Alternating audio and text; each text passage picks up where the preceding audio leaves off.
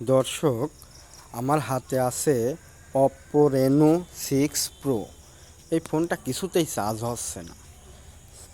আমি চার্জে লাগাইছি, এদিক ওদিক দেখছি, কোনো কিছুই সমস্যা নাই, খালি চার্জ হচ্ছে না। ঠিক আছে, ফোনটা আজকে খুলে দেখি আসলে ফোনটার সমস্যাটা কি, বুঝতে পারছেন।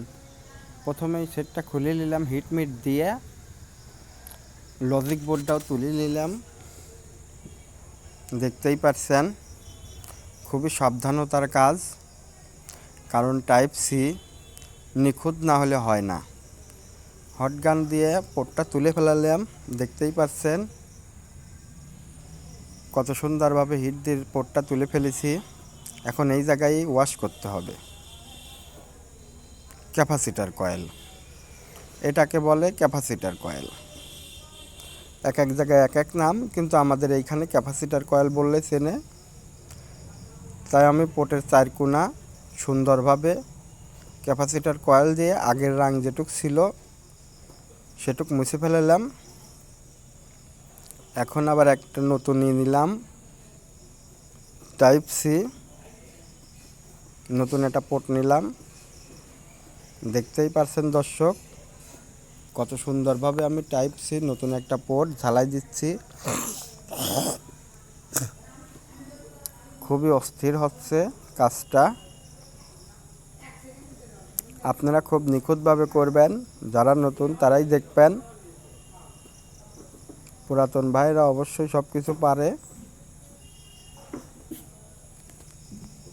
আপনারা অবশ্যই খুব ভালোভাবে মন দিয়ে কাজটা করতে হবে। একটু 19 করে হলে কিন্তু হবে না, প্রত্যেকটা লাইনের সঙ্গে যেন লাগে যায়, সেই মোতাবেক ঝালাই দিবেন। আপনারা দেখতে থাকুন আমি কত সুন্দরভাবে করি। অবশ্যই খুবই সুন্দরভাবে ঝালাই দিছি, দেখতেই পাচ্ছেন সবগুলো সবটির সঙ্গে লাগিয়ে আছে। দেখতেই পাচ্ছেন কত সুন্দরভাবে লাগিয়ে আছে। আমি আরও কাছে নিয়ে এসে আপনাদের দেখালাম, আপনাদের বোঝার শর্তে। খুব সুন্দরভাবে করবেন। আমি এখন লজিক বোর্ডটা ফোনের সঙ্গে সেট করব। সেট করার পরে দেখতে হবে হয় কি না। তো দর্শক, আপনারা যারা নতুন তারাই দেখবেন। আমি সেট করে ফেলেছি, দেখতেই পাচ্ছেন চার্জ হয়ে গেছে, তার মানে কাজ কমপ্লিট। দর্শক দেখতেই পাচ্ছেন। ভিডিওটা ভালো লাগলে অবশ্যই লাইক মারি দিন, চ্যানেলটা সাবস্ক্রাইব করে দিন। ধন্যবাদ।